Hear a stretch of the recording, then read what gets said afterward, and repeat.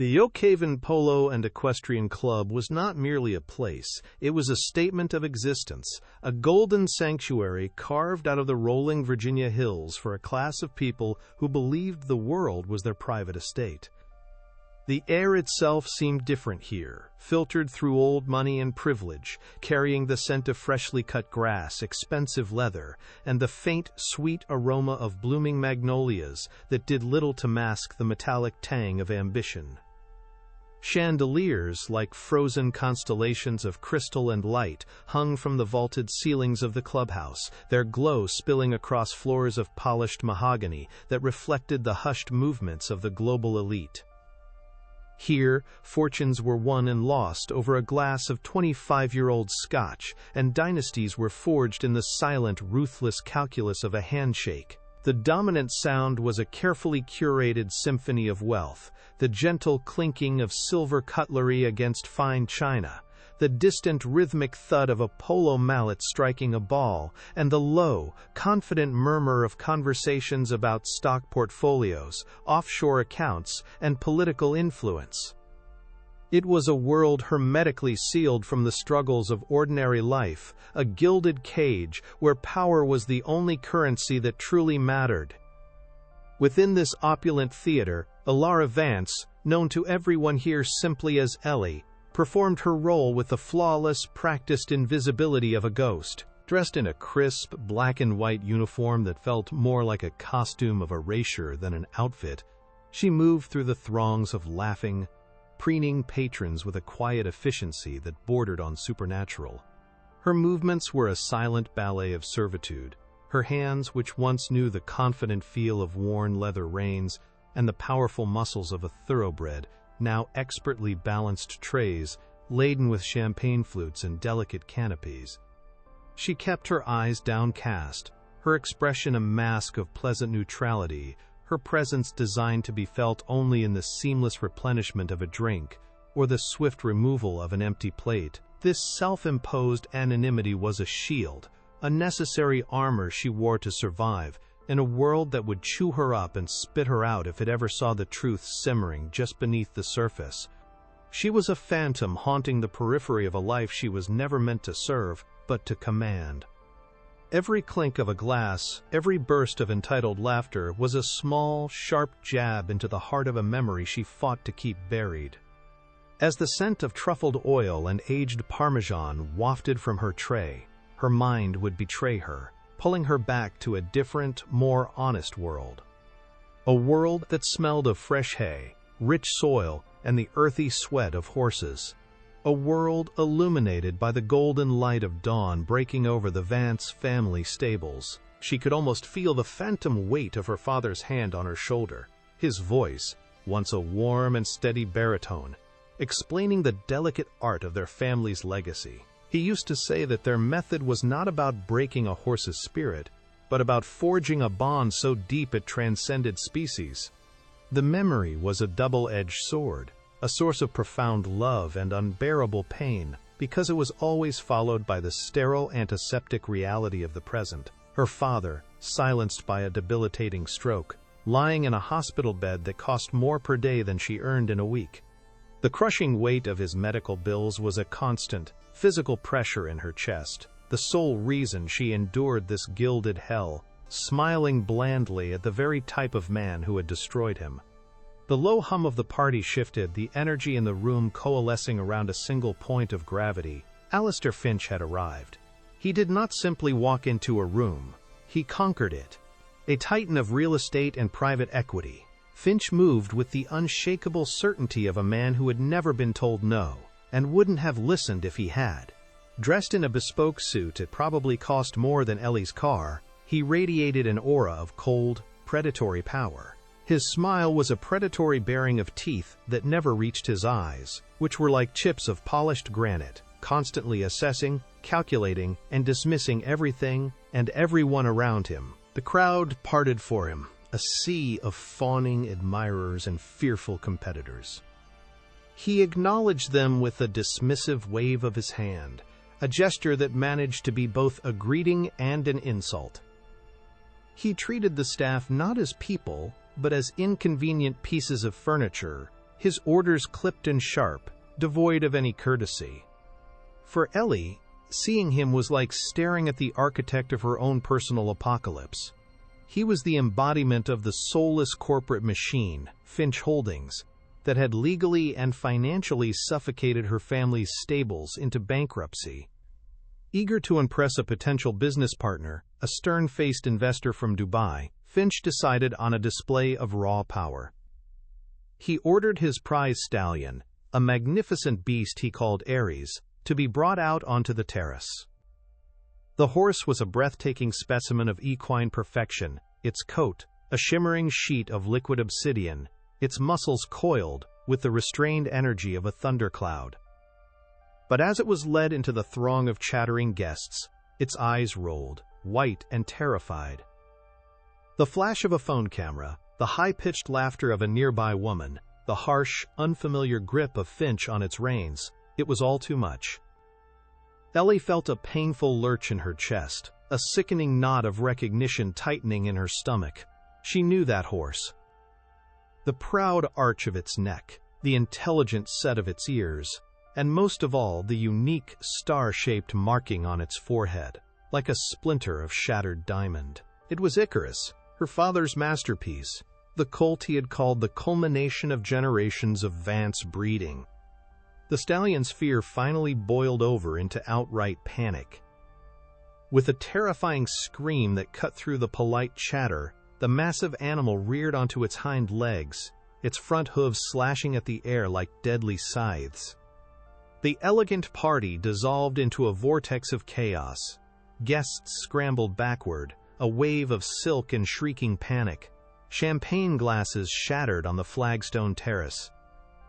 In the confusion, a small girl in a velvet dress, no older than 7, stood frozen, directly in the horse's path, her face a pale mask of terror.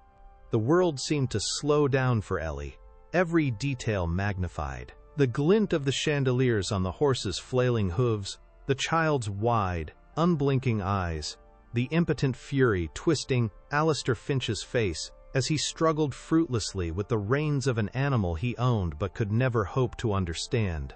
The beautiful, powerful creature was seconds away from committing a tragedy, a prisoner of its own terror. The stage is set for a confrontation that will change everything. We're about to witness an incredible story of resilience, but first, we'd love to know where this story is reaching you today. Comment your location below, and if you enjoy stories where justice is served, make sure you're subscribed to join our community and follow Ellie's journey to its stunning conclusion. Publicly humiliated, his incompetence laid bare for all to see, Alistair Finch did what all bullies do. He deflected. His face a mask of purple rage turned on his stable hands, his voice a venomous whip cracking through the air as he called them useless imbeciles. But his fury needed a more specific target, a focal point for the shame that was burning him alive. His cold, merciless gaze swept the terrace and landed on Ellie. She was standing perfectly still, her professional mask having fallen away. Her eyes locked on the terrified horse with an intensity that was both heartbreaking and fierce. Finch saw not a fellow horse lover, but a lowly waitress, a nobody, witnessing his failure. He sneered, his voice loud enough for everyone in the vicinity to hear, a calculated act of public degradation. Pointing a dismissive finger in her direction, he spat. "You see? You just can't pay for good help these days." The insult struck Ellie with the force of a physical blow, but it did more than just sting her pride. It was a catalyst, a spark thrown onto the dry tinder of years of suppressed grief and rage. Finch's words, dripping with the same casual contempt as the lawyers who had dismantled her family's legacy piece by piece, echoed in the chambers of her memory. In that moment, the panicked eyes of the horse in front of her merged with the haunted, vacant eyes of her father in his hospital bed. The injustice of it all, the sheer, crushing unfairness of a world where men like Finch could steal legacies and shatter lives without consequence, solidified within her. A fury, not hot and reckless, but cold, clear, and absolute, formed in her veins. It was a fury that sharpened her senses and steadied her hands. The invisible waitress was gone, burned away in the fire of that single, cruel remark. In her place stood the last descendant of the Vance family, and she was about to reclaim what was stolen from her. Without a word, without a single glance back at the man whose world she had just fractured, Alara began to move. It was not the hurried, nervous scuttling of a servant caught out of place, nor the defiant stomp of a rebel. It was a glide, a movement of such profound and unnerving purpose that it seemed to part the very air before her. She placed her silver tray on a nearby marble-topped table, the crystal glasses clinking together with a soft final chime, a sound that seemed to mark the end of one life and the beginning of another. Every eye on the terrace, from the fawning sycophants to the hardened business rivals, was fixed upon her, this ghost in a black and white uniform, who had suddenly solidified into the most solid thing in the room. Her back was straight, a rod of iron forged in the fires of a grief too long suppressed. Her chin was lifted, no longer angled in deference to the ground, but aimed directly at the heart of the chaos, at the terrified, magnificent creature that was the last living symbol of her stolen birthright. Alistair Finch, his face a grotesque canvas of shock and apoplectic rage, finally found his voice, and it was a sound like tearing metal. He shrieked at her, his carefully constructed facade of aristocratic calm shredded to ribbons, revealing the snarling, insecure brute beneath. He called her a fool, an idiot, a worthless girl, who was going to get herself killed and sue him for the privilege. He bellowed for security, his voice cracking with a mixture of fury and a new, unfamiliar sensation that felt terrifyingly like fear. The guests, who moments before had been a chaotic sea of panic, were now a frozen audience to a drama far more compelling than any polo match. They watched, mesmerized, as the waitress ignored the billionaire's frantic commands, as if he were nothing more than a buzzing insect, her focus so absolute, so complete, that it created a pocket of silence around her, a sacred space into which only she and the horse were allowed entry. Her steps were measured, her breathing even, a stark contrast to the heaving, panicked gasps of the stallion. As she drew closer, the world seemed to shrink, the opulent surroundings of the Oakhaven Club dissolving into an indistinct blur of light and color. The only things that remained in sharp focus were the terrified eyes of the horse. In their dark, liquid depths, she did not see a monster. She saw a reflection of her own family's pain. She saw a creature ripped from its home, brutalized by an ignorant hand, and forced to perform for a world that could never comprehend its spirit. The harsh grip Finch had on the reins was a physical manifestation of the legal and financial stranglehold he had placed on her family, choking the life out of their legacy. The horse's panicked screams were the echoes of her own silent cries in the sterile quiet of her father's hospital room. This was not merely about calming a frightened animal. It was about soothing a kindred spirit, a fellow victim of the same soulless predator. The connection between them was a tangible thing, an invisible current of shared history and trauma that hummed in the air. Finch, seeing his orders utterly disregarded, made a lunge to intercept her, to physically drag this insignificant waitress out of the spotlight that was supposed to be his. But he was clumsy, his movements hampered by expensive shoes, and an ego that was too bloated to allow for agility. He stumbled, catching himself on a wrought iron table and sending a bottle of vintage champagne crashing to the flagstones. The sound, another sharp crack in the suffocating tension, only served to heighten the drama. Ellie did not even flinch. She had reached the edge of the invisible circle of fear surrounding the stallion, a space no groom or handler had dared to enter. She stopped, holding up a hand not in a gesture of command, but of peace, an offering. Her body language spoke a language older than words, a dialect of patience and respect that had been passed down through generations of Vances. She was not there to conquer, but to communicate. Her eyes, a deep and thoughtful shade of gray, locked with the stallion's. She let him see her. Truly see her, not as a threat, but as an anchor in a storm of sensory overload. She let him feel the absolute absence of fear within her, replaced by a profound and sorrowful understanding. Her mind flooded with the memory of her father's voice, a warm baritone echoing in the dusty sunlight of their old training ring. He was explaining the philosophy behind their method, that a horse's trust was a gift, never something to be taken by force. He had taught her that every horse had a key, a unique resonance that, once found, could unlock a bond of loyalty that steel and leather could never replicate. For Icarus, the masterpiece, the key was more than just a technique. It was a piece of their shared soul, a secret whispered from one generation to the next, a word of power woven into the very fabric of their family's history. The air grew still, the collective breath of dozens of onlookers held captive in their chests. The only sounds were the horse's ragged breathing and the frantic, useless curses still spilling from Alistair Finch's lips. Ellie took one final, slow step forward, closing the remaining distance between them. She was now close enough to feel the heat radiating from the animal's trembling body, to smell the scent of its fear, a sharp metallic odor that cut through the cloying perfumes of the party. She raised her hands slowly, not towards the reins Finch still held in a white-knuckled grip, but towards the horse's flared nostrils, an ancient gesture of non-threatening inquiry. The stallion flinched, its muscles coiling for another violent explosion, its eyes rolling back to show the whites. The crowd gasped, bracing for the inevitable tragedy, for the moment this foolish waitress would pay the ultimate price for her audacity. They saw a servant about to be trampled. Alistair Finch saw the author of his humiliation about to be justly punished. But then she spoke. It was not a shout, not a command, not even a firm word. It was a whisper, a sound so soft it should have been lost in the vastness of the terrace, yet it carried with an impossible clarity, cutting through the tension like a silver blade. The word was foreign, ancient, a soft cascade of syllables that felt like a prayer from a forgotten time. It was a word from the Old Irish, the ancestral tongue of the Vance family, a language of earth and myth that had no place in this sterile world of corporate titans and leveraged buyouts. She looked directly into the soul of the terrified animal, into the heart of the colt she had helped raise from a foal, and she breathed the word that was his key, his anchor, his secret name for peace.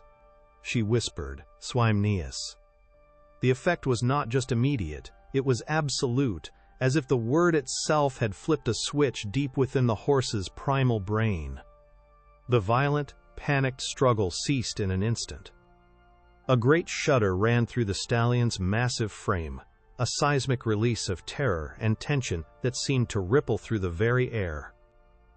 The wild, rolling eyes softened, the flared nostrils relaxed, and the ragged, desperate breaths deepened into a slow, rhythmic calm. It was a transformation so profound, so complete, that it felt like witnessing a miracle. The beast of pure, unthinking panic was gone, and in its place stood a creature of immense and gentle power, its spirit suddenly, inexplicably, at peace. The silence that fell over the terrace was no longer one of tense anticipation, but of stunned, disbelieving awe. It was a silence so deep you could hear the distant whisper of the wind in the oak trees. Then, in a gesture that shattered every remaining shred of Alistair Finch's authority, the magnificent horse, the untamable champion he called Eras, lowered its proud head. It dipped its neck in a graceful, deliberate arc, a movement that was not one of defeat, but of reverence, of recognition. It was the bow of a knight to his queen. The stallion then took a soft, careful step towards Ellie, away from the man holding its reins, and gently, tenderly, nuzzled its soft nose into her outstretched hand. It was a sign of complete and utter submission, an act of trust so pure and unconditional that it served as the most damning testimony imaginable. In that single silent gesture, the horse had told the entire world the truth. This waitress was his true master, and the billionaire who claimed to own him was nothing more than a fraud, a jailer who held the body but could never touch the soul. Alistair Finch stood frozen, his hand still gripping the reins of an animal that was no longer his in any meaningful way. The blood drained from his face, leaving behind a pallid mask of utter stupefaction. His mouth hung slightly open, the angry words he was about to shout having died in his throat. choked by a wave of cold, public humiliation. His mind, usually a sharp and ruthless instrument of calculation, was a blank void.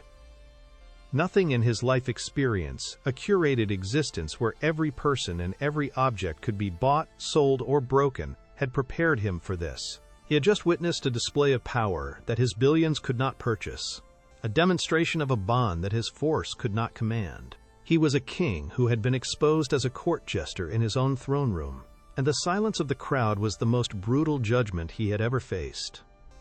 The spell was finally broken by the insistent electronic chirp of a cell phone camera, followed by another and then another. The frozen tableau of guests erupted into a flurry of activity, their shock giving way to the modern instinct to document the unbelievable.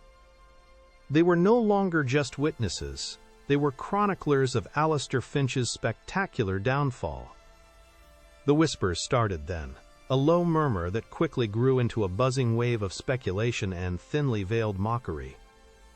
The stern-faced investor from Dubai, the very man Finch had been trying so desperately to impress, simply raised a single, incredulous eyebrow, a gesture more damning than any verbal condemnation. He took a slow sip of his water, his eyes never leaving the scene, his expression one of cool, clinical reassessment. He was not just reevaluating a potential business deal, he was reevaluating the very nature of the man standing before him. Finch's mind finally rebooted, the void of shock replaced by a tidal wave of pure, unadulterated fury. This was not just an embarrassment, it was a fundamental threat to his entire identity, which was built upon a foundation of absolute control. He had been rendered impotent by a servant, upstaged by a nobody, in front of the very people whose respect he craved and whose fear he commanded. His brain, a finely tuned machine for aggression and damage control, cycled through its options and landed on the only one it knew: annihilation. He couldn't harm the horse without looking even more foolish, and he couldn't attack the crowd. So he focused the entirety of his venomous rage on the one person he believed he could still crush, the source of his profound shame, Alara Vance. He let the reins drop from his numb fingers, the leather straps falling limply to the ground. He straightened his bespoke jacket, a pathetic attempt to reclaim some semblance of his shattered dignity, and marched towards the club manager, who was hovering nearby with a look of pure horror on his face. Finch didn't speak to him. He issued a decree, his voice low and shaking with a rage so profound it was almost reptilian. He pointed a trembling finger at Ellie, who was still calmly stroking the horse's neck, murmuring soft reassurances to it. He declared that she had acted with gross negligence, that she had endangered the lives of every guest on the terrace, and that she had maliciously interfered with his private property. It was a transparently false narrative, a desperate attempt to repaint her heroism as a criminal act, but it was delivered with the unshakable authority of a man who owned half the board of directors. The manager, a man named Peterson, whose entire career depended on keeping patrons like Finch happy, began to sweat profusely. He stammered, trying to find words that could de-escalate the situation, but Finch cut him off with a slice of his hand. He made it clear that this was not a discussion. It was a demand. The waitress was to be terminated immediately.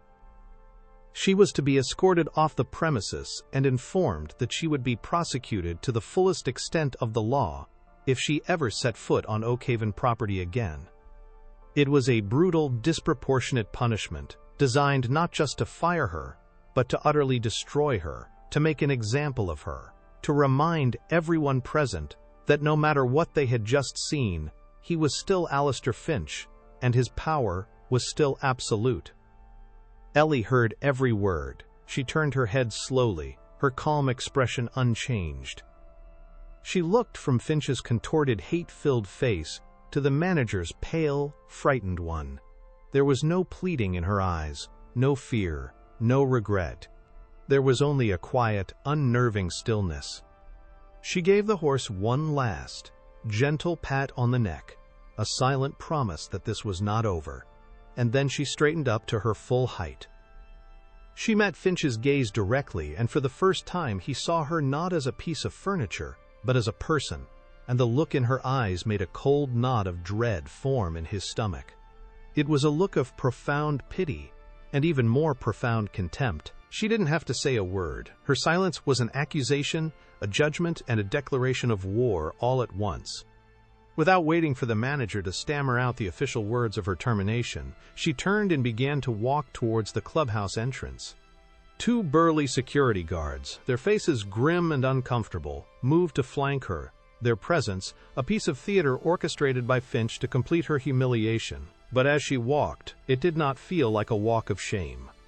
The guests parted for her, their expressions a mixture of awe, sympathy, and fear. She kept her head held high, her steps even and deliberate.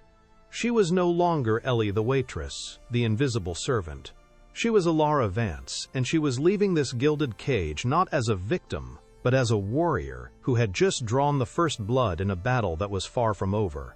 The loss of her job was a practical disaster, but it was also a liberation. She was no longer bound by the rules of his world. As she passed through the grand mahogany doors of the clubhouse and into the cool, marble-floored lobby, the sounds of the party faded behind her, replaced by the sterile silence of her new reality. The guards escorted her to a small, windowless office, where she was made to hand over her uniform and sign a series of papers she didn't bother to read. The process was swift, impersonal, and designed to strip her of any remaining dignity. But the cold fury that had solidified in her veins earlier had now cooled into something far more dangerous, a diamond-hard resolve. They could take her job, they could take her uniform, but they could not take back what had happened on that terrace. They could not erase the truth that everyone had seen. Finally, she was led out a side door, a service exit that opened onto the vast, manicured parking lot reserved for staff. The night air was cool against her skin, a stark contrast to the stuffy atmosphere of the party. She stood for a moment, breathing it in, letting the reality of her situation wash over her. She was unemployed. The sole source of income for her father's crushing medical bills was gone. A wave of raw, primal fear, cold and sickening, threatened to overwhelm her. The image of the hospital bill, with its ever-climbing astronomical numbers, flashed in her mind. For a terrifying second, the weight of it all pressed down on her, the sheer impossibility of her circumstances threatening to suffocate her. Despair was a dark, inviting abyss, promising the sweet relief of surrender.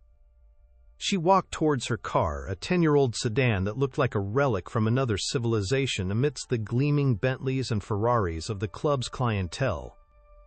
She unlocked the door, the sound of the cheap mechanism a pathetic little click in the opulent quiet of the night.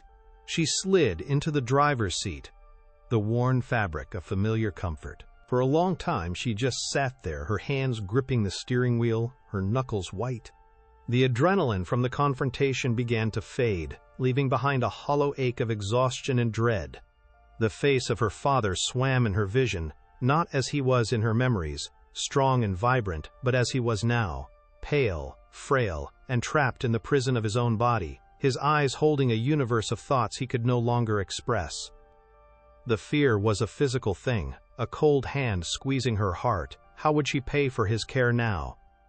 How could she afford the medications, the round-the-clock nurses, the specialized equipment that kept him alive and comfortable?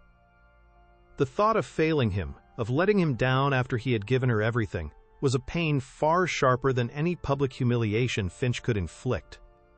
She felt a single hot tear trace a path down her cheek. A moment of weakness she allowed herself in the privacy of her humble car. It was the first tear she had shed in years, a crack in the dam of composure she had so carefully constructed around her heart. It was a tear of grief, of fear, of a loneliness, so profound it felt like a physical weight. But as she sat there, engulfed in the darkness, another image rose to the surface of her mind, pushing back against the tide of despair. It was the image of Icarus, her Icarus, lowering his head to her in an act of perfect, unconditional trust. It was the memory of that connection, that silent, powerful communication that transcended species. It was proof that her family's legacy was not dead. It was alive, imprisoned but unbroken in the body of that magnificent horse. And the man who held the key to that prison was Alistair Finch, the architect of all her family's suffering, the man who had just made the fatal mistake of showing her exactly where to find the last, most precious piece of her stolen heritage. The tear on her cheek dried. The fear in her chest did not vanish, but it was joined by something else, something powerful and clarifying. The cold fury returned, but it was different now. It was no longer a raw, reactive emotion. It had been honed, sharpened, and focused into a single needle-sharp point of purpose. She would not be a victim. She would not surrender to despair. The Vances were not quitters.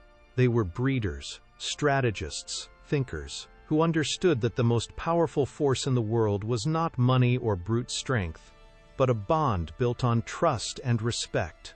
And she was the last of them. Her father had lost his voice, but she had just found hers. A new kind of energy surged through her, an intellectual fire that burned away the last vestiges of her fear. This was no longer just a personal grievance.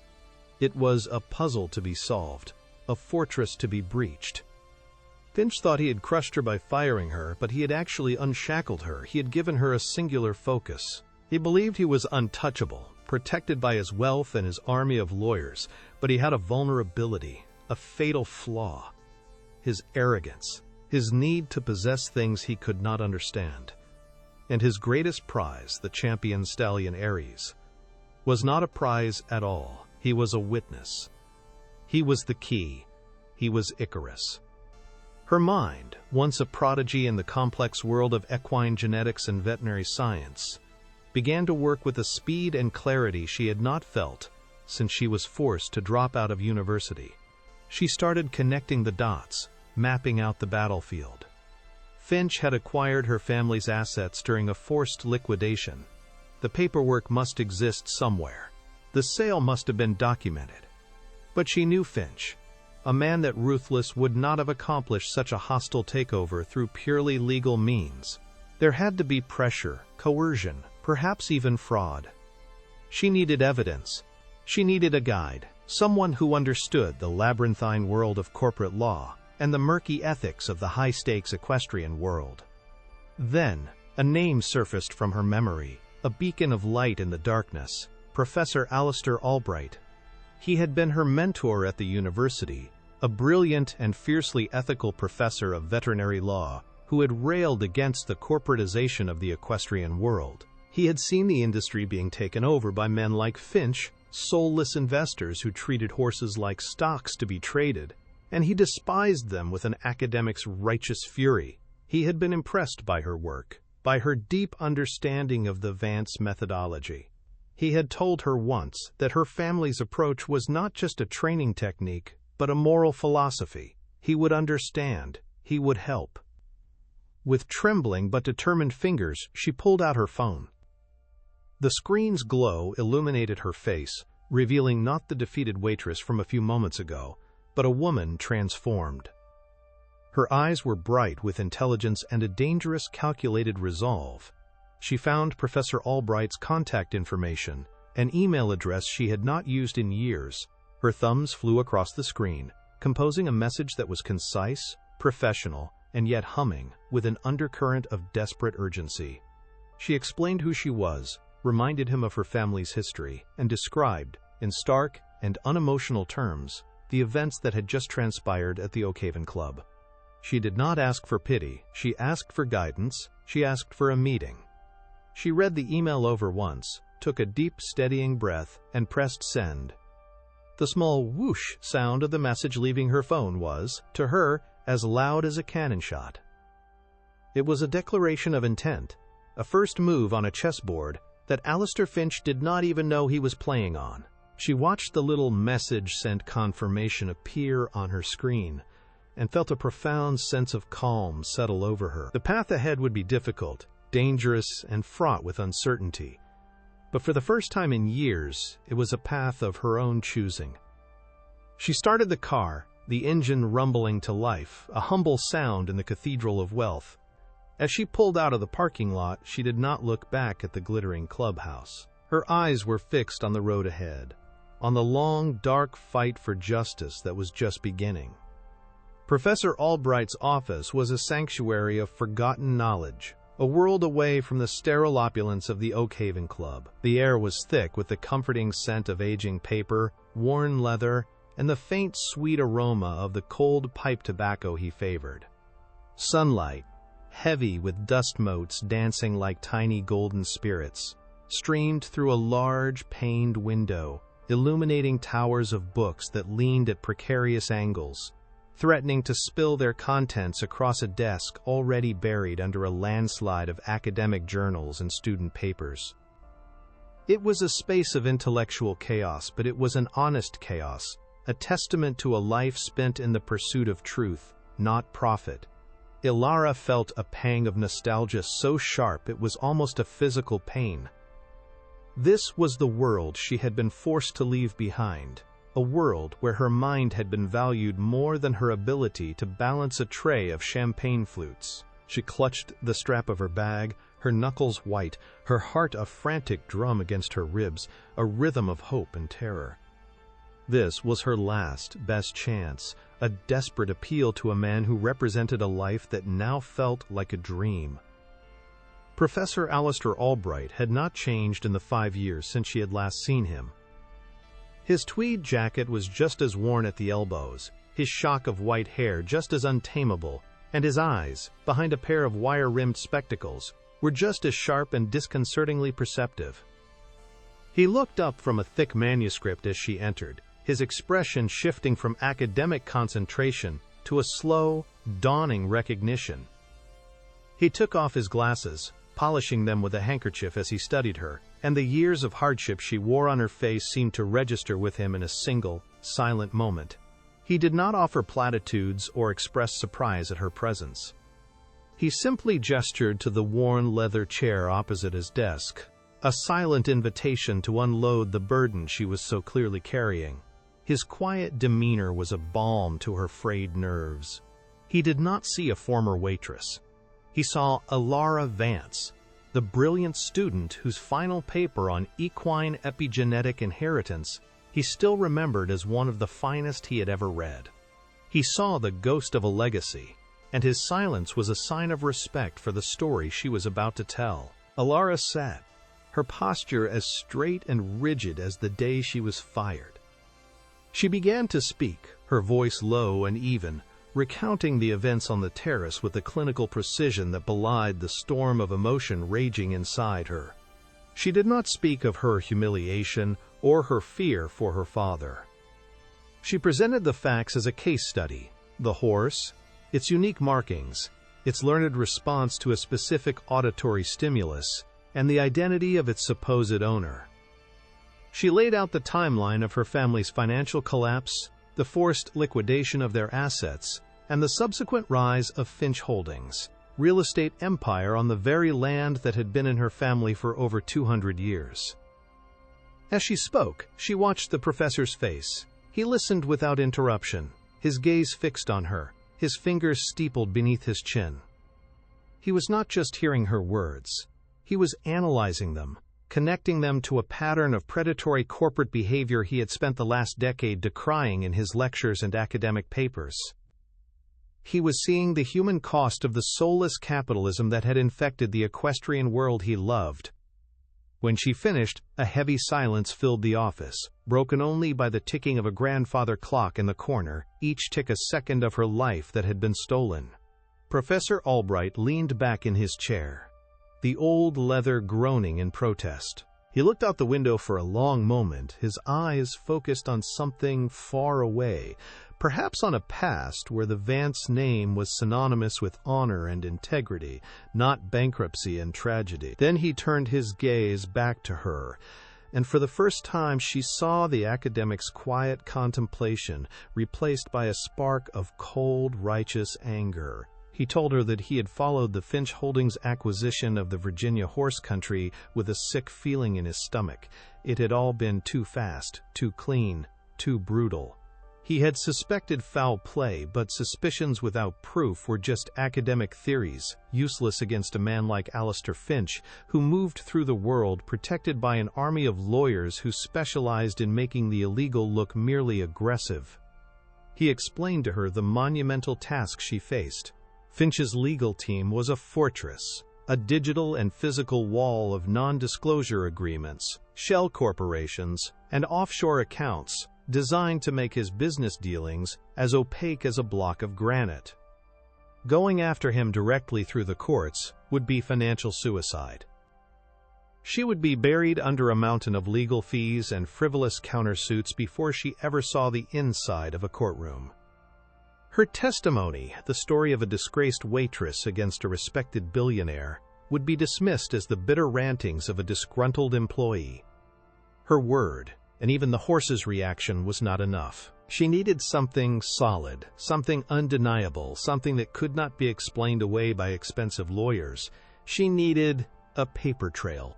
She needed a document, a signature, a piece of evidence so damning it would shatter Finch's carefully constructed empire of lies from the inside out. The hope that had fluttered in her chest began to feel like a lead weight. The sheer scale of the challenge was overwhelming, a mountain of corporate deceit she was supposed to climb with her bare hands. She felt the familiar tendrils of despair begin to snake around her heart, whispering that this was impossible, that men like Finch always won. Her mind flashed to her father, his eyes vacant, his body still, a living monument to Finch's victory. The professor must have seen the flicker of defeat in her eyes, because he leaned forward, his expression hardening with a resolve that seemed to transfer itself to her through sheer force of will. He told her that Finch's greatest strength, his belief in his own invincibility, was also his greatest weakness. Arrogant men, he said, often grow careless. They believe their tracks are so well covered that they forget to look back. And in a transaction as complex and predatory as the one that destroyed her family, Finch could not have acted alone. Someone, somewhere, knew the truth. He opened a drawer in his cluttered desk and pulled out a small, worn, leather-bound notebook. He flipped through the pages, filled with his spidery academic script, until he found what he was looking for. He wrote a name and a phone number on a fresh sheet of paper and pushed it across the desk towards her. The name was Marcus Thorne. Albright explained that Thorne was an investigative journalist, a dying breed of reporter who specialized in long-form, deep-dive investigations into corporate malfeasance.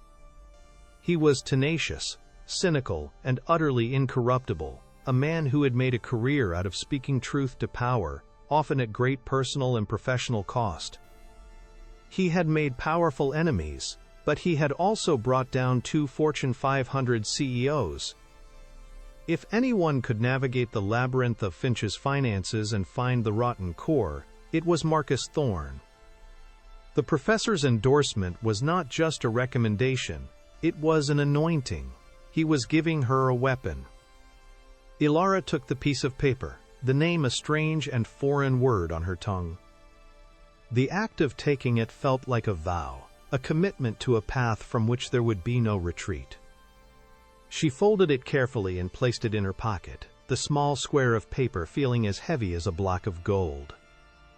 She thanked the professor, her voice thick with an emotion she could not name. He simply nodded, a small, sad smile on his face. He told her to be careful, that she was stepping into a world where the monsters did not have fangs and claws, but tailored suits and billion-dollar stock portfolios. As she left his office and stepped back out into the bright, indifferent sunlight of the campus, she felt a profound shift within her. She was no longer just a daughter seeking vengeance. She was an investigator, armed with a purpose and a name. The hunt had officially begun, and she was no longer the prey. The meeting with Marcus Thorne took place in a gritty, no-nonsense diner downtown that smelled of stale coffee and fried onions, a universe away from the perfumed air of Oakhaven. Thorne himself was the human embodiment of the diner. He was in his late 40s with a weary face, a rumpled trench coat that had seen better decades, and eyes that seemed to have witnessed every form of human greed and deception. He nursed a black coffee, as if it were life support, his gaze sharp and skeptical as Alara once again recounted her story. She could see him mentally cataloging it, filing it away with dozens of other tales of corporate injustice he had heard over the years. He was a man hardened by a world of lies, and his default setting was disbelief. He listened patiently, his expression unreadable, letting her talk until her voice was hoarse. He had seen too many people motivated by simple greed or revenge to take anything at face value. Alara, sensing his skepticism, did not try to appeal to his emotions. She understood that a man like Thorne dealt in facts, not feelings, so she gave him facts. She laid out the timeline, the specific corporate entities involved in the acquisition, the names of the lawyers who had handled the liquidation. She described the Vance training methodology not as a family secret, but as a proprietary intellectual property, a unique and valuable asset that had been systematically undervalued during the bankruptcy proceedings. She spoke his language, the language of evidence and motive. She wasn't a crying victim. She was a witness presenting the preliminary findings of her own investigation. She was showing him that she was not just a source, but a partner, a collaborator in the pursuit of the truth. She was offering him not just a story, but a puzzle that she had already begun to solve. Thorne remained silent for a long time after she finished, stirring his coffee with a plastic spoon, the clinking sound loud in the relative quiet of the diner booth. He finally looked up at her, his cynical mask cracking just enough to reveal a flicker of genuine interest. He told her that her story was compelling, but that it was also, from a legal standpoint, a ghost. Finch Holdings had an entire floor of lawyers, whose only job was to ensure that deals like the one that destroyed her family were airtight. They would have used every loophole, every ambiguity in corporate law to make their predatory actions appear as nothing more than shrewd business. He warned her that the odds of finding a single document that could unravel the entire scheme were astronomical. It was like looking for a single grain of sand on a vast beach, a beach that was privately owned and protected by armed guards. But then he said the words that changed everything. He told her that while the official paper trail would be a dead end, there was always another trail, the human one. No complex corporate fraud, he explained, is ever the work of just one person. It requires accountants, junior lawyers, administrative assistants, people who are paid to look the other way, to process the paperwork without asking questions. These were the people who saw the cracks in the facade, the inconsistencies in the numbers, the hurried, late-night meetings. These were the people who were often discarded or silenced once their role was complete. Finch, in his arrogance, would see these people as disposable tools, but a disposable tool, Thorne explained with a grim smile, often becomes a disgruntled witness. Their job was not to find a piece of paper in an archive, but to find a person, an insider who had been close enough to the fire to get burned. This shifted the focus of their investigation from the sterile world of public records to the messy, unpredictable world of human lives. The search began not in a library, but online, in the digital graveyards of social media and professional networking sites. They started compiling a list of every Finch Holdings employee who had worked in the acquisitions department during the year the Vance stables were dismantled. It was a tedious, soul-crushing process. Alara spent her days in a small, rented office space Thorne used, the walls covered in corkboards and scribbled notes, a chaotic map of their burgeoning investigation.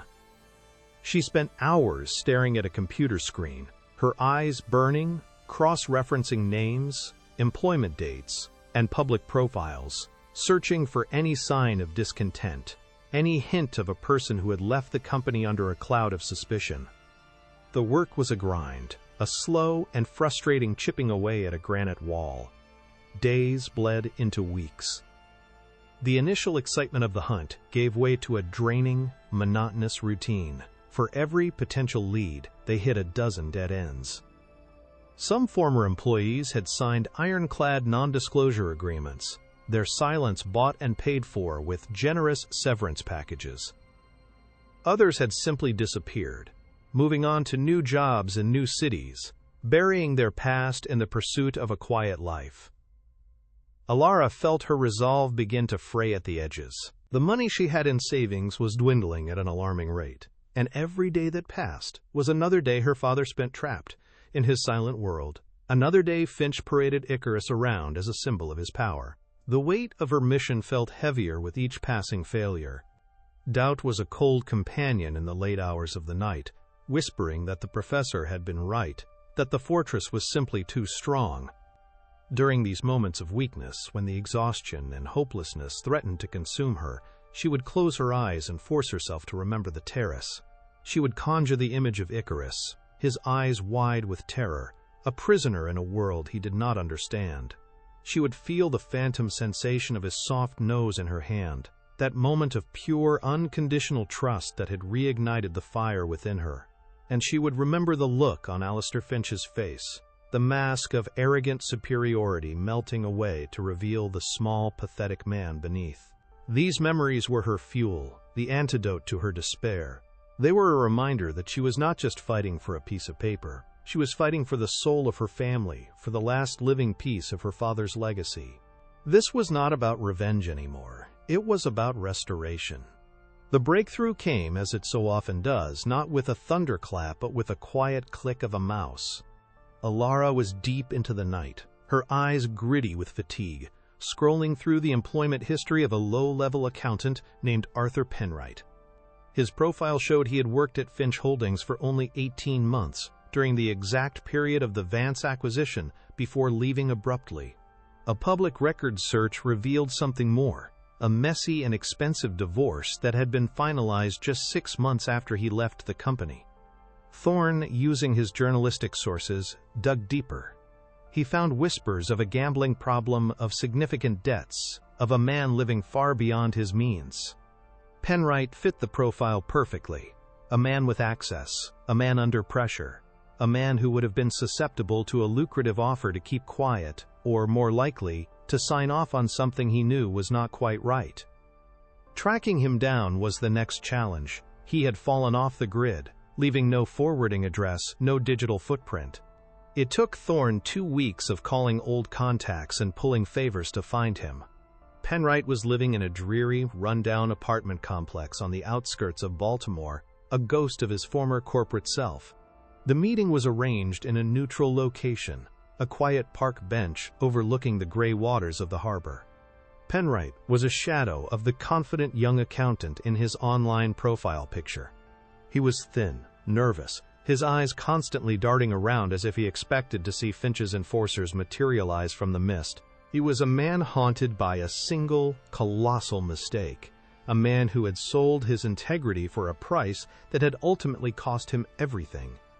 At first, he denied everything. He claimed he had left Finch Holdings for personal reasons, that he knew nothing about the Vance acquisition beyond what was in the official files.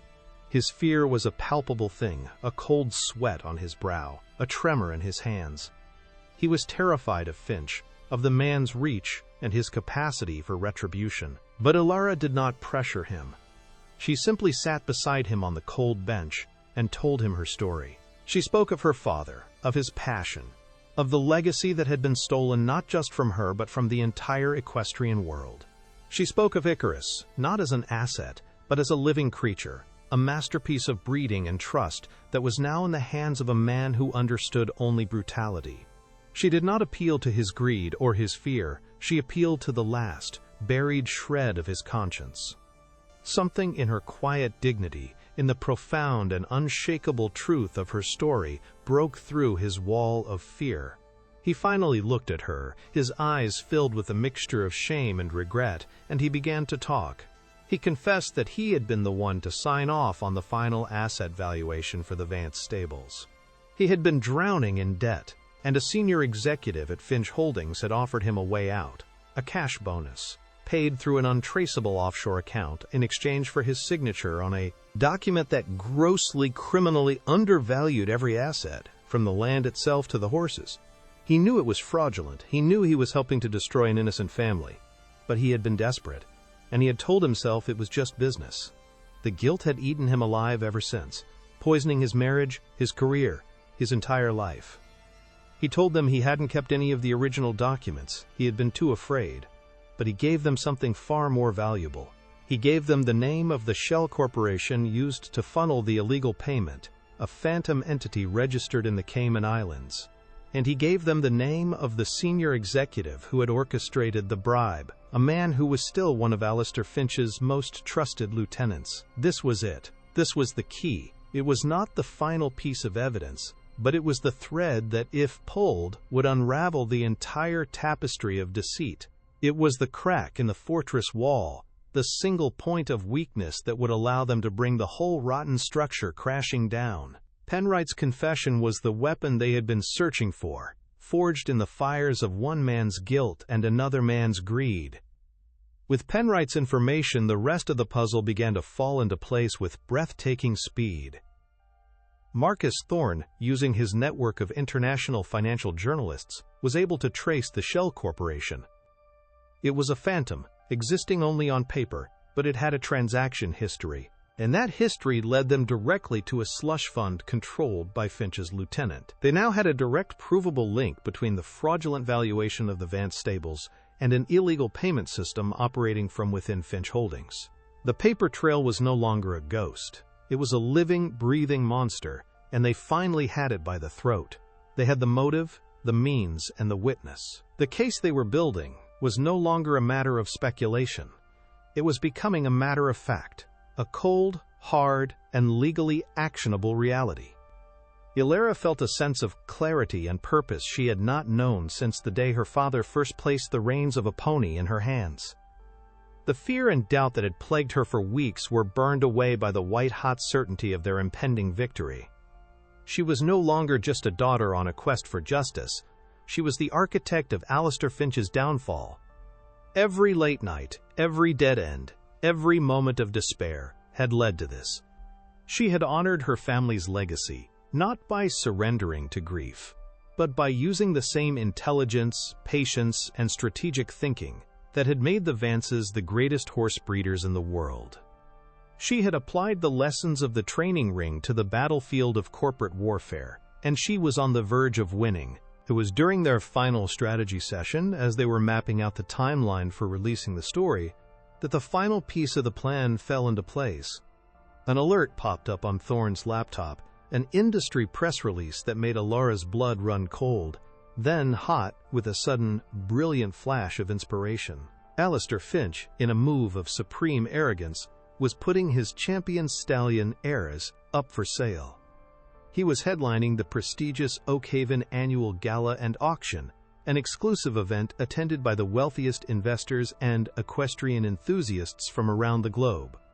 He was planning to sell Icarus to the highest bidder, severing the last link to his crime and turning a tidy profit in the process. He thought he was closing a chapter, erasing his public humiliation. He had no idea he was actually setting the stage for his own execution. The auction was not a complication, it was an opportunity. It was the perfect stage, a theater of the elite, filled with the very people Finch sought to impress. It was a chance not just to expose him in the media, but to confront him in his own temple of wealth and power. Ilara looked at Thorne, her eyes blazing with a newfound fire. She told him that a news story was not enough. They couldn't just tell the world what Finch had done, they had to show them. They had to create a moment so public, so dramatic, so undeniable, that it would be burned into the memory of everyone present. The final confrontation would not happen in a courtroom or on the pages of a newspaper. It would happen in the auction ring, with the world watching, and with the final, most important witness at her side. The plan was audacious, risky, and bordered on theatrical, but it was also perfect. It was a strategy worthy of a Vance. They would gather their irrefutable evidence.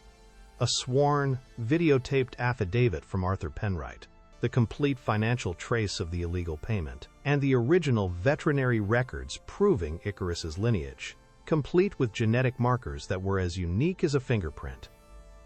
Ilara would not be an accuser from the shadows. She would be a claimant, stepping into the light to reclaim what was rightfully hers. The final piece of evidence would not be a piece of paper, but the horse himself.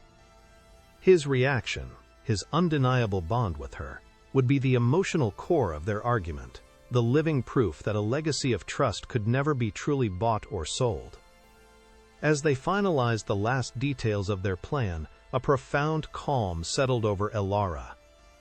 The rage that had been her constant companion since that day on the terrace had cooled, transforming into a state of absolute focus. She was no longer driven by emotion, but by a cold, clear, and unshakable sense of purpose. She felt the generations of her family standing behind her, their strength flowing into her, their quiet dignity, her shield. She was the culmination of their legacy, the final move in a long and patient game. Alistair Finch was about to learn the most important lesson the Vances had ever taught, that true power is not about control, but about connection. And the connection she shared with Icarus was about to become the instrument of his spectacular and very public destruction. The stage was set, the players were in position, the checkmate was just one move away. The Oakhaven Grand Ballroom was a cathedral built to the god of money, and tonight was its high mass. The annual gala and auction was the crown jewel of the social season, a place where fortunes were exchanged with the casual nod of a head, and legacies were traded like playing cards. The air was a heavy, intoxicating perfume of wealth, a blend of rare orchids, vintage champagne, and the crisp, clean scent of freshly printed currency. Light from a dozen chandeliers, each one a cascading waterfall of baccarat crystal, fractured into a million tiny rainbows, glinting off diamond necklaces and the polished faces of gold watches. Conversations were a low, predatory hum, a symphony of hushed negotiations and strategic flattery, where the fate of corporations could be decided between the appetizer and the main course. The sound of silver on porcelain was a delicate counterpoint to the relentless, invisible calculus of power that defined every interaction. Here, in this gilded arena, Alistair Finch was not just a man, he was a high priest, and he was about to make his grandest offering upon the altar of his own ego. The stage was set, not with velvet curtains, but with the silent, expectant faces of the world's most powerful people, each one a potential witness to a coronation. At the center of it all, in a ring of light that felt as much like an interrogation lamp as a spotlight, stood Alistair Finch. He was a portrait of restored arrogance, his public humiliation on the terrace seemingly forgotten, or rather, intentionally buried beneath a fresh layer of bespoke tailoring and smug self-assurance. He held the lead rope to the magnificent stallion, his grip a proprietary brand, a declaration of ownership. He spoke into a microphone, his voice smooth and commanding, weaving a tapestry of lies for the assembled bidders. He spoke of the horse's untamable spirit, framing its fear as a sign of its champion's fire. He called it a beast of pure power, a creature that only a true master could command, subtly painting his own earlier failure as proof of the animal's elite, challenging nature. Icarus, standing under the hot lights, was a shadow of his true self. His coat still shimmered like polished obsidian, but his eyes were dull, his magnificent spirit banked like a fire starved of air. He stood with a learned stillness, a prisoner who had been taught that struggle was futile, his powerful muscles held in a state of tense resignation. Finch was selling not just a horse, but a narrative of conquest, a story in which he was the hero, the tamer of the untamable. He was attempting to auction off the very symbol of his shame, and, in doing so, transform it into his greatest triumph. Just as the auctioneer began the opening call, a subtle shift occurred in the atmosphere of the room, a change so quiet it was more felt than heard, a collective, almost imperceptible intake of breath. The grand, double doors at the far end of the ballroom had opened, and a figure was walking through them, moving with a purpose that was a stark and jarring contrast to the languid elegance of the guests. It was Elara Vance. She was not the invisible ghost in a black and white uniform they remembered. She wore a simple, dark dress, unadorned with any jewelry, yet she radiated an authority that made the diamonds surrounding her seem like cheap glass. Her hair was pulled back, revealing a face that was stripped of all servitude, her features sharpened by resolve. Her eyes were not downcast, but fixed, a pair of gray steel lasers aimed directly at the man in the center of the ring. She did not hurry. Her steps were measured, deliberate, each one a silent drumbeat, marking the final moments of Alistair Finch's reign. The sea of silk and tuxedos parted before her, the murmuring conversations dying in people's throats as they turned to stare, a sense of dawning recognition and profound confusion on their faces. They did not know what was happening, but they knew, with a primal certainty, that the carefully orchestrated performance was about to be spectacularly and irrevocably shattered. Finch saw her, and for a split second his mask of supreme confidence disintegrated. A flicker of pure, unadulterated shock, followed by a wave of apoplectic rage, washed over his face. His knuckles whitened on the lead rope. He snapped at the auctioneer to continue, then barked at the nearest security guard, his voice a venomous hiss, amplified by the microphone still clipped to his lapel. "Get her out of here," he commanded, the words echoing through the suddenly silent ballroom. The two guards, large men in ill-fitting suits, began to move towards Ilara, their expressions a mixture of duty and reluctance. But Ilara did not stop. She did not even acknowledge them. Her entire being, her every ounce of focus, was on the magnificent broken creature in the center of the ring. As the guards closed in, she raised her voice, not in a shout, but in a clear, resonant call that cut through the tension like a bell. It was a single word, a name. "Icarus," she called, and the name, his true name, hung in the air, a note of pure, undeniable truth in a room built on artifice and lies. The sound of his name, a sound he had not heard since he was torn from his home, was a key turning a lock deep within his soul. The effect on the horse was electric, a miracle of recognition. The dullness in his eyes vanished, replaced by a sudden sharp light of intelligence and memory. His head, which had been hanging in weary submission, snapped up. His ears swiveled, locking onto the source of the sound, onto her. A deep, trembling shudder ran through his entire body, not of fear, but of awakening. Alistair Finch, caught completely off guard, was nearly pulled off his feet as the horse took a powerful, determined step towards Ilara. He yanked hard on the rope, his face a mask of purple fury, but it was useless. The physical bond of the rope was nothing compared to the invisible, unbreakable chain of history and trust that had just been reforged. Ilara took another step forward, her eyes locked with the horse's, and she whispered the word that was their shared secret, their sacred pact. Swaimneus. The stallion ceased his struggle against the rope.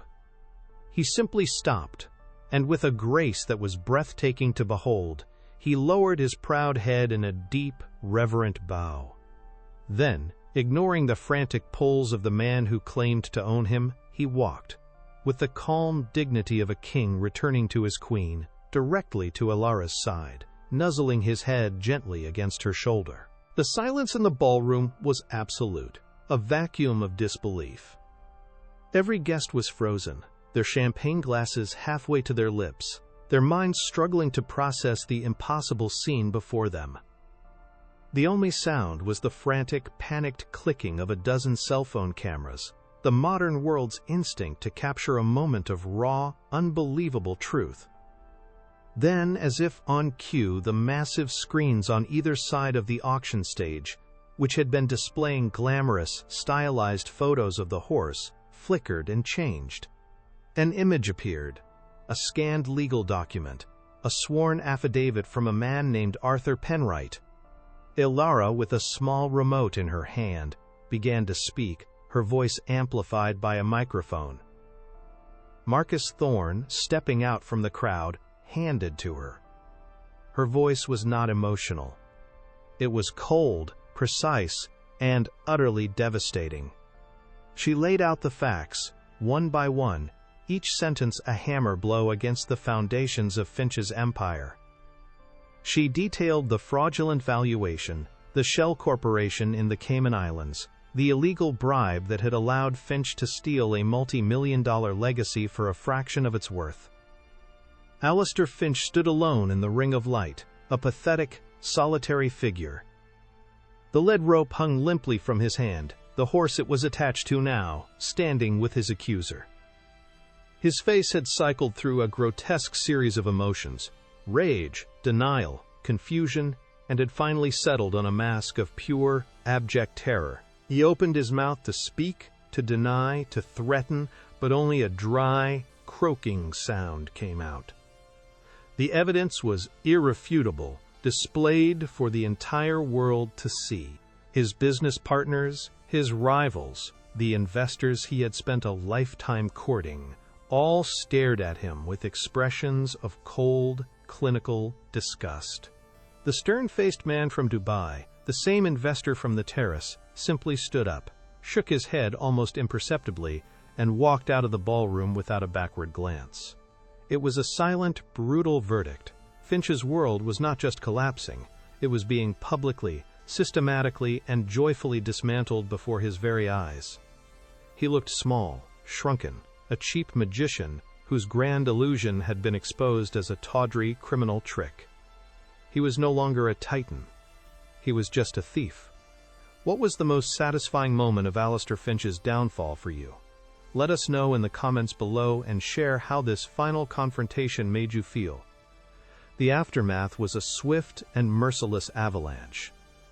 The viral videos of the auction, coupled with Marcus Thorne's meticulously documented exposé, which was published online that same night, created a firestorm. Federal investigators, armed with the evidence Ilara had so publicly revealed, raided the offices of Finch Holdings the very next morning.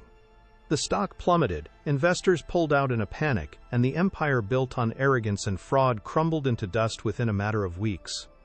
Alistair Finch, facing a litany of charges from wire fraud to racketeering, became a pariah, his name synonymous with corporate greed and public disgrace. His fall was as spectacular and complete as his rise had been ruthless. The gilded cage he had built for himself had become a very real prison, its bars forged from his own crimes. Justice, it turned out, was a debt that not even a billionaire could avoid paying forever. In the midst of the chaos, a new chapter began for Ilara. A quiet, distinguished-looking man who had been in the front row at the auction approached her as the crowd was dispersing. He was a legendary equestrian magnate from Ireland, a man known for his ethical practices and deep respect for the sport's traditions. He had been a lifelong admirer of the Vance family's work. He told Ilara that what he had witnessed was the most profound display of horsemanship he had ever seen. He offered, on the spot, to fund her entire legal battle to formally reclaim Icarus and the rest of her family's stolen intellectual property. But he didn't stop there. Deeply impressed by her integrity and skill, he offered her a position that was beyond her wildest dreams: to helm a new, state-of-the-art international breeding and training program, founded entirely on the principles of the Vance methodology. He was not just giving her a job. He was giving her the resources to resurrect her family's legacy on a global stage, to ensure that their name would once again be synonymous with greatness. The final scene of Ilara's journey was not one of opulent victory, but of quiet, profound peace. Months later, she stood in a field of green, rolling hills that looked remarkably like the Virginia countryside of her youth. But this was a new home, a new beginning. Icarus, his spirit fully restored, his eyes bright with intelligence and affection, grazed peacefully beside her. She had the resources now to provide her father with the best medical care in the world. He was comfortable, safe, and though his voice was still lost to him, when she showed him a video of her in the new training ring with Icarus, a single tear had traced a path down his weathered cheek, and his eyes, for the first time in years, had shone with a clear and unmistakable light of pride. Ilara was no longer a ghost haunting the periphery of a world that had wronged her. She was a master of her own destiny, a guardian of a sacred trust, and a living testament to the truth that a legacy built on love and respect is the only kind that can truly endure. She had not just reclaimed a horse, she had reclaimed her name, her future, and her soul. If Ilara Vance's incredible journey from an invisible underdog to an unstoppable powerhouse inspired you, Show your support by hitting that like button and sharing this story with someone who needs to see that true strength is not about the power you can buy, but the dignity you refuse to sell. And for more unforgettable stories of justice and empowerment, where the arrogant are brought to their knees and the worthy rise to claim what is theirs, don't forget to subscribe and ring that notification bell so you never miss a moment of righteous revenge.